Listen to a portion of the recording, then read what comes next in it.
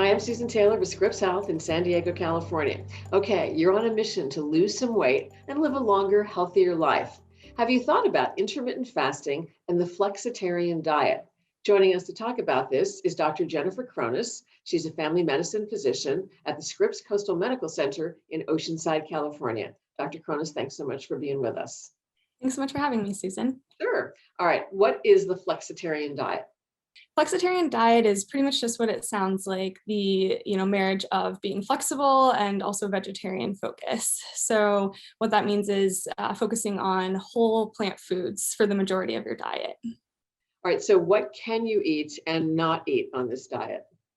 Allowable foods that we want to encourage include lots of vegetables, fruits, legumes, nuts, seeds, healthy fats such as avocado and olive oil, and whole grains. And then foods that you want to avoid or limit in a good amount would be processed food. So this is things, like packaged chips, crackers, candy, and then, limit meats, which would be specifically red meat, poultry, and dairy products. So cheese, milk, those types of things. What about sugar?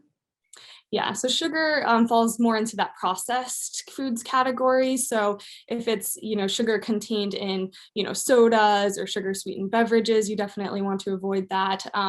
Anything that comes in a box or bag, again, that has added sugar is going to be something that you want to avoid.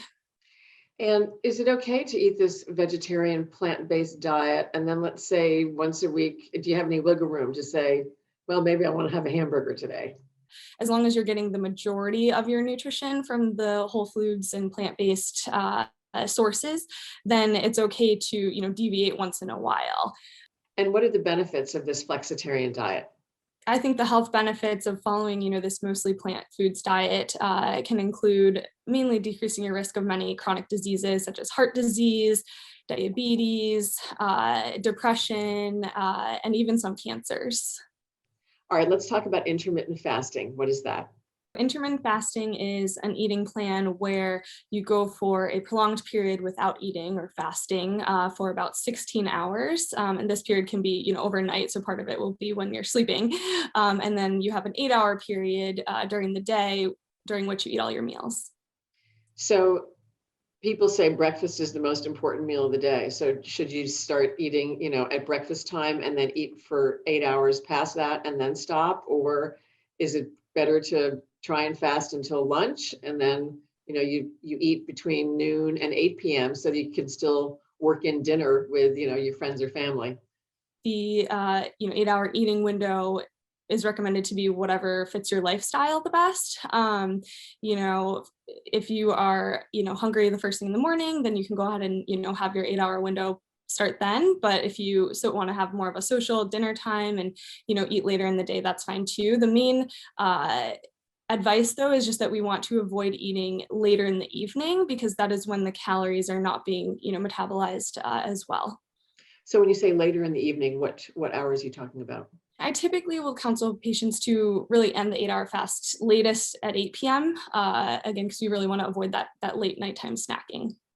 And can you have a cup or two of coffee or tea in the morning with no sugar to keep you full until 11, 12, 1 p.m.?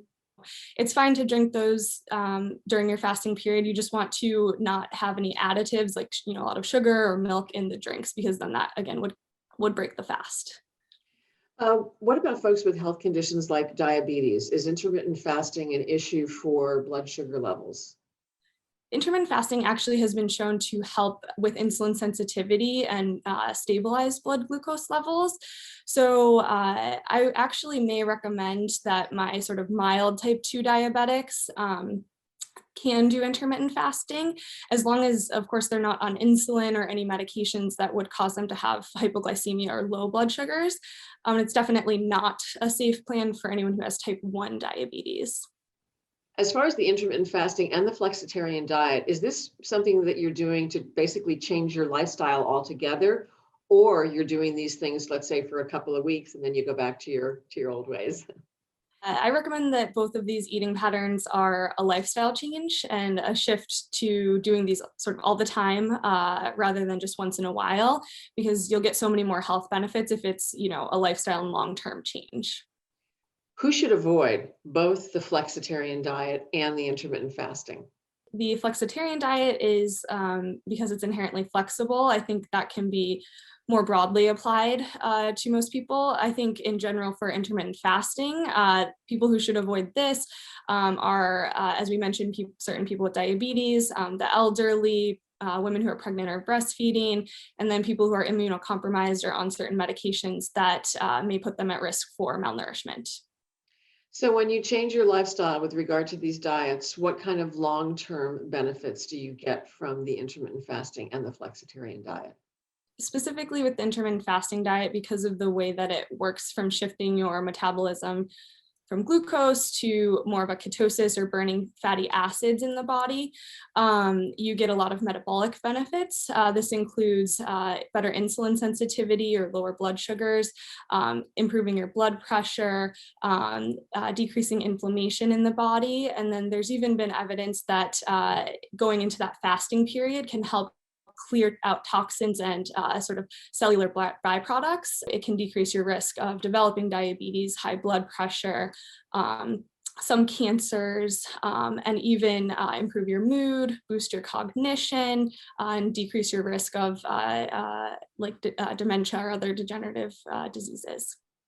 Any final thoughts, doctor? These, eating plans can be applied to many different people. I think it's very important to contact your doctor and to have them help you develop an eating plan that incorporates some of these ideas and fits your lifestyle and your health goals. Dr. Chronis, thanks so much. We appreciate you taking the time. Yeah, thank you so much, Susan. This was really great. Sure. If you want more information on the flexitarian diet and intermittent fasting, just click on the link or go to scripps.org/videos. Want more critical information about your health? Please subscribe to our Scripps Health YouTube channel and follow us on social media at Scripps Health. I'm Susan Taylor. Thanks for joining us.